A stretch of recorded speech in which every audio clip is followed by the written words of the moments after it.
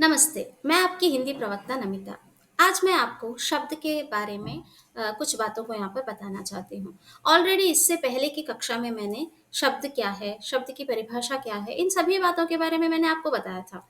यहाँ पर अर्थ और परिभाषा इन सभी के बारे में इससे पहले की कक्षा में मैंने आपको बताया था। लेकिन इस कक्षा में मैं आपको विभिन्न आधारों पर शब्दों के वर्गीकरण में मैंने प्रयोग और परिवर्तन और रूपांतरण के आधार पर ऑलरेडी इस लास्ट के कक्षा में मैंने आपको बताया था। लेकिन इस कक्षा में मैं आपको उससे पहले की जो उत्पत्ति के आधार पर, रचना के आधार पर, रचना यानी कि व्युत्पत्ति के आधार पर और अर्थ के आधार पर शब्द के भेदों को मैं इस क्लास में आपको इसे संक्षिप्त रूप में यहाँ पर मैं आपको समझाने की कोशिश करूंगी।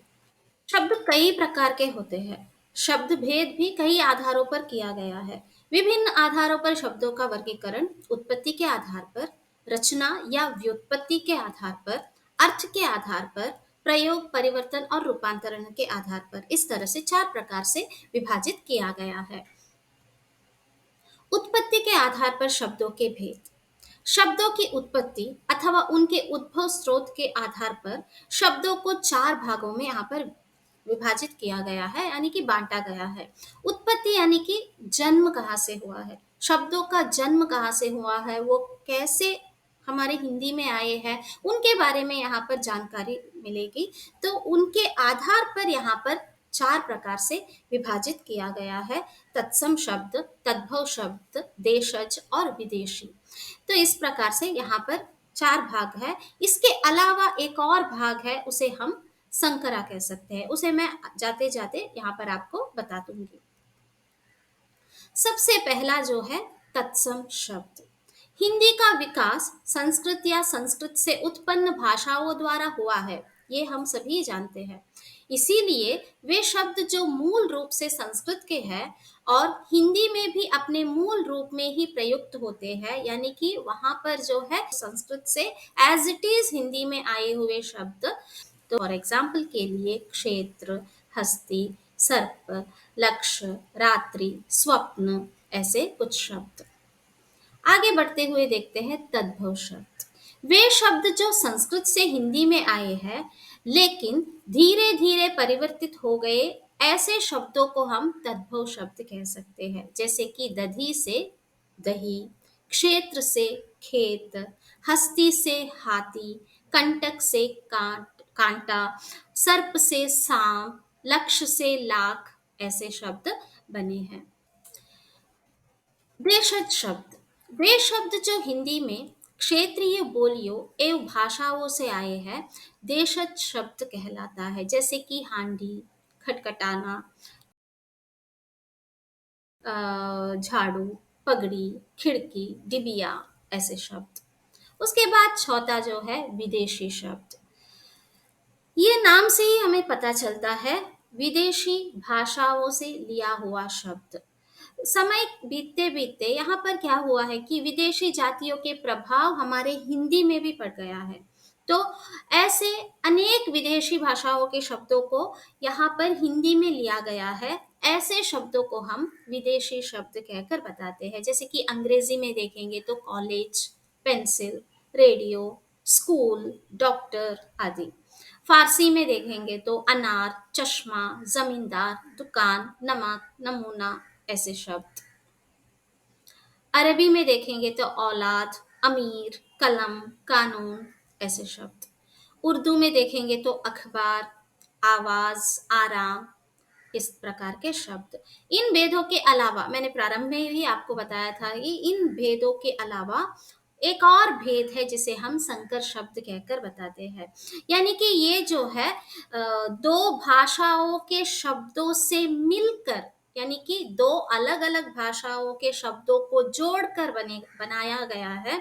ऐसे शब्दों को हम संकर शब्द कहते हैं। जैसे कि उदाहरण के लिए रेलगाड़ी, नेक चलन, वर्षगांठ, ऑपरेशन कक्षा आदि। इस प्रकार इन शब्दों के प्रयोग से हिंदी आज समृद्ध भाषा बनी है। इसे हिंदी का शब्द भंडार भी कह सकते हैं, जिसमें शब्दों का ऐसा खजाना है जो कभी खत्म नहीं हो सकता। इसी कारण से आज भी हिंदी जो है विश्व भर में लोकप्रिय है। आगे बढ़ते हुए रचना के आधार पर शब्दों के भेद। रचना या बनावट के आधार पर शब्दों के तीन प्रकार है: रूढ़ शब्द, यौगिक शब्द और योग रूढ़ शब्द।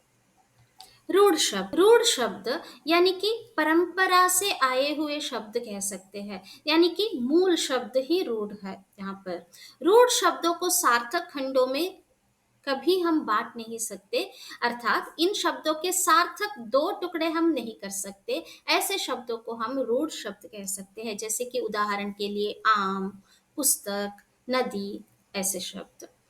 कई बार इन शब्दों का प्रयोग किसी विशेष अर्थ के लिए होता है और वह विशेष अर्थ भी रूढ़ हो जाता है, जैसे कि उल्लू पक्षी और गधा जानवर जो होता है उसे हम मनुष्य के लिए भी कभी कभी प्रयोग करते हैं, मूर्ख कहकर बताने के लिए उल्लू, गधा कहकर हम बताते हैं यहाँ पर।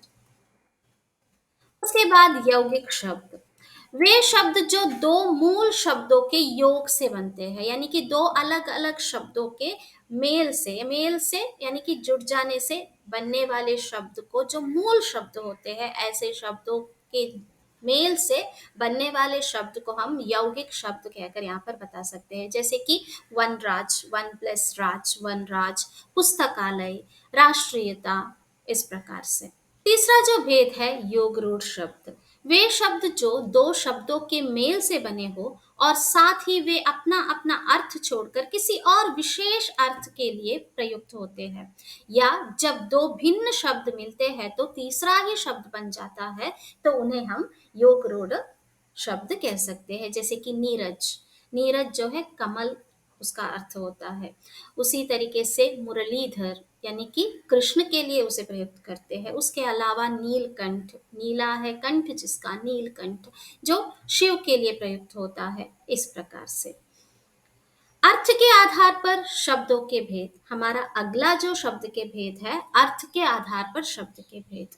अर्थ के आधार पर शब्दों को 6 प्रकार से विभाजित किया गया है: पर्यायवाची शब्द, विपरीतार्थक शब्द जिसे हम विलोम शब्द भी कहते हैं, समरूप भिन्नार्थक शब्द या श्रुति सम भिन्नार्थक शब्द, अनेक शब्दों के लिए एक शब्द, अनेकार्थी शब्द और एकार्थ प्रतीत होने वाले शब्द। पर्यायवाची शब्द, वे शब्द जो समान अर्थ प्रकट करते हैं उसे हम पर्यायवाची शब्द कहते हैं। इसे जो है समान अर्थ प्रतीत करने वाले शब्द, इसका एक दूसरा नाम भी है पर्यायवाची शब्द का एक और नाम समानार्थक शब्द या समानार्थी शब्द भी कहते हैं, जैसे कि सूर्य के लिए हम रवि, सूरज, भास्कर कहते हैं। आकाश, गगन, नभ कहते हैं। पर्वत, पहाड़, शैल, गिरि कहकर बताते हैं। पृथ्वी, भूमि, धरा, वसुधा कहकर बताते हैं। तो यहाँ पर शब्द अलग अलग है लेकिन अर्थ समान है, तो ऐसे समान अर्थ प्रतीत करने वाले शब्दों को हम पर्यायवाची शब्द कहकर बता सकते हैं। अगला जो है विपरीतार्थक शब्द, जिसे हम विलोम शब्द की भी कहकर बताते हैं। विपरीत अर्थ प्रकट करने वाले शब्दों को हम विपरीतार्थक शब्द कहकर बताते हैं, जिसे अंग्रेजी में ऑपोजिट्स कहा जाता है, जैसे कि अमृत, विष, सम्मान, अपमान, प्रश्न, उत्तर, सुबह, शाम, इस प्रकार से। श्रुति सम भिन्नार्थक शब्द या समरूप भिन्नार्थक शब्द, कुछ शब्द ऐसे होते हैं जो सुनने या पढ़ने में तो समान लगते हैं। श्रुति यानी सुनना, सुनने में समान, लेकिन भिन्नार्थक, भिन्न अर्थ प्रतीत करने वाले शब्द, सुनने या पढ़ने में वो समान लगते हैं परंतु उनके अर्थ जो है बिल्कुल अलग होते हैं। इन शब्दों को श्रुति सम भिन्नार्थक शब्द या समरूप भिन्नार्थक शब्द कहकर बताते हैं, जैसे कि अनंत, आग के लिए कहा जाता है, अनिल, वायु, लेकिन सडनली प्रोनाउंस करते वक्त, उच्चारित करते वक्त, सडनली बात करते वक्त, सुनते वक्त सब सडनली हमें के एक ही प्रकार से यहाँ पर सुनाई देता है। मेल, मैल, बेल, बैल, तो यहाँ पर इस प्रकार से। चौथा पार्ट जो है अनेक शब्दों के लिए एक शब्द, जिन शब्दों का प्रयोग पूरे वाक्य या अनेक शब्दों के स्थान पर किया जाता है उन्हें शब्द समूह के लिए एक शब्द या अनेक शब्दों के लिए एक शब्द कहा जाता है। जैसे जिसके आने की कोई तिथि ना हो, अतिथि, जिसका आदि ना हो, अनादि, जिसका जन्म ना हो, अजन्म। तो इस प्रकार से कहा जाता है। पांचवा जो है अनेकार्थी शब्द। ऐसे शब्द जिनके एक से अधिक अर्थ होते हैं उन्हें हम अनेकार्थी शब्द कहते हैं। कनक, सोना, गेहूं, धातुरा आदि के लिए भी कहते हैं। तप, तपस्या, गर्मी, धूप आदि के लिए भी कहते हैं। और हार, गले का हार भी होता है, पराजय के लिए भी कहते हैं। इस प्रकार से तो यहाँ पर जो है एक प्रकार से शब्द एक रहता है लेकिन उसका जो अर्थ है अलग अलग रहते हैं। तो इस प्रकार के शब्द को हम अनेकार्थी शब्द कहते हैं, कह सकते हैं। उसी प्रकार से कुल, वंश, सब, घर, ऐसे राम अपने कुल का इकलौता बेटा है। सीता के पास कुल 4 किताबें हैं। तो इस प्रकार से यहाँ पर सेंटेंस वाइज जब हम प्रयुक्त करते हैं तो शब्द का अर्थ यहाँ पर बदल जाता है। तो शब्द एक है लेकिन अर्थ यहाँ पर अलग अलग होते हैं। एकार्थक प्रतीत कर होने वाले शब्द। ऐसे शब्द जो देखने में एक दूसरे के पर्यायवाची लगते हैं लेकिन अनेक अर्थ में भिन्नता होती है, वे एकार्थक प्रतीत होने वाले शब्द कहलाते हैं। जैसे कि ईर्ष्या, दूसरों की उन्नति देखकर मन में होने वाला जलन। द्वेष, किसी से शत्रु का भाव। अपराध, सरकारी कानून तोड़ना। पाप, धार्मिक नियमों को तोड़ना। ये सभी जो शब्द होते हैं सिर्फ एक ही अर्थ प्रतीत करते हैं, एक ही अर्थ है यहाँ पर। ऐसी भावनाएं या ऐसा शब्द जब हम सुनते हैं तब हमें कोई कंफ्यूजन्स वहां पर नहीं होती है, सिर्फ एक ही अर्थ प्रतीत करने वाले शब्द होते हैं। तो इस प्रकार से अर्थ के आधार पर ये 6 प्रकार। अगला जो है प्रयोग, परिवर्तन और रूपांतरण के आधार पर शब्द के भेद। शब्दों का प्रयोग वाक्य में होता है। प्रत्येक वाक्य में कर्ता और कर्म होते हैं। इनके आधार पर शब्द के रूप में परिवर्तन आता है। इस परिवर्तन का कारण होता है लिंग, वचन, काल और कारक। अतः प्रयोग और परिवर्तन के आधार पर शब्द के 2 प्रकार हैं, विकारी और अविकारी। विकारी यानी कि वे शब्द जो लिंग, वचन, कारक के अनुसार बदलते हैं। विकार का तात्पर्य ही यही है कि परिवर्तन, विकार का तात्पर्य ही यही है कि परिवर्तन होना, परिवर्तन आना।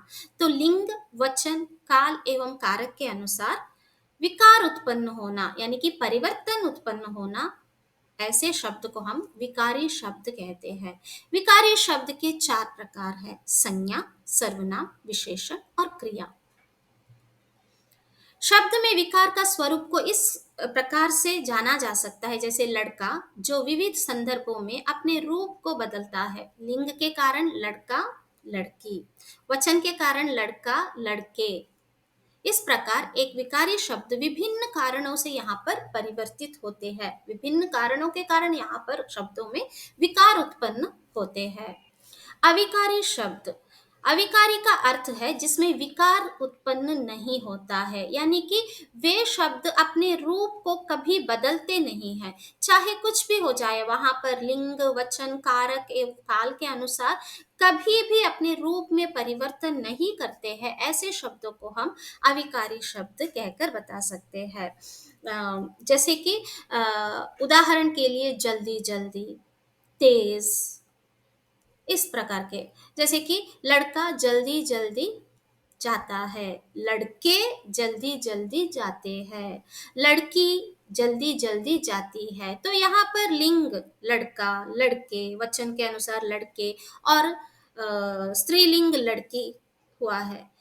उसके बाद क्रिया भी जाती है, जाते हैं, जाता है हुआ है, लेकिन जल्दी जल्दी में कोई परिवर्तन नहीं हुआ है। तो ऐसे शब्दों को जो किसी भी कारण परिवर्तित नहीं होता है, अपने रूप में बदलाव नहीं लाता है, ऐसे शब्दों को हम अविकारी शब्द कह सकते हैं।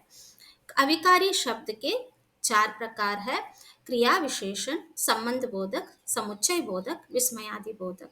और कुछ लोगों का मानना है कि एक और निपात है, उस कुछ लोगों का मानना है कि वो उपभेद है और कुछ लोग अविकारी के भेद कहकर भी बताते हैं निपात। इस प्रकार मैं यहाँ पर इस कक्षा में आगे की जो जानकारी है, आगे विकारी और अविकारी के जो कुछ भी भेद है, उनके बारे में मैं अगली कक्षा में आपको समझाऊँगी। एक-एक कर कर हर एक भेदों के बारे में हम जानकारी हासिल करेंगे।